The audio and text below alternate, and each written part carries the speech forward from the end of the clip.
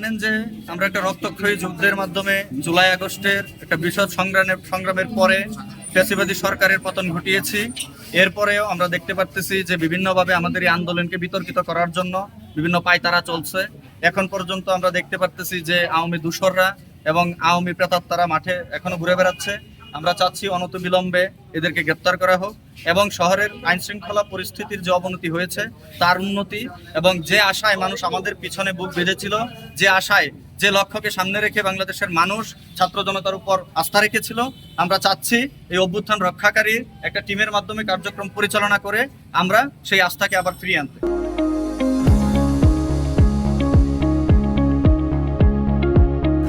জুলাই আগস্টের গণ অভ্যুত্থানের পরে আমরা দেখে আসছি যে ওই দিল্লির প্রেসক্রিপশনে একটা দল, একটা গোষ্ঠী, একটা সংগঠন এই দেশকে পুনরায় অস্থিতিশীল করার পায়তারা করে যাচ্ছে।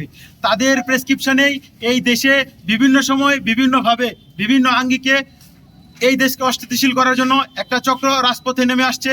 তারা চাঁদাবাজি, তারা ছিনতাইকারী, তারা ডাকাতি, এইসবের মাধ্যমে দেশের পরিস্থিতি অস্থিতিশীল করার একটা চেষ্টা, একটা পায়তারা করছে। আমরা সেই জায়গা থেকে আইন শৃঙ্খলা বাহিনীকে বারবার আমরা একটা মেসেজ দিতে যাচ্ছি যে আপনারা দেশের সার্বিক পরিস্থিতি ঠিক করার জন্য যেভাবে যাওয়া দরকার, যতটুকু হার্ড লাইনে যাওয়া প্রয়োজন আপনারা ততটুকু হার্ড লাইনে যাবেন। আমরা এই মেসেজটা তাদেরকে বরাবর দিচ্ছি।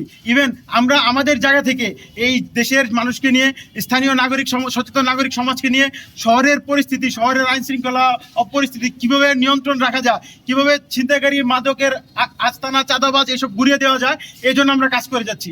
সেই প্রেক্ষিতেই আজকে আমাদের এই বৃহৎ আয়োজন অভ্যুত্থান রক্ষাকারী ছাত্র জনতার ব্যানারে।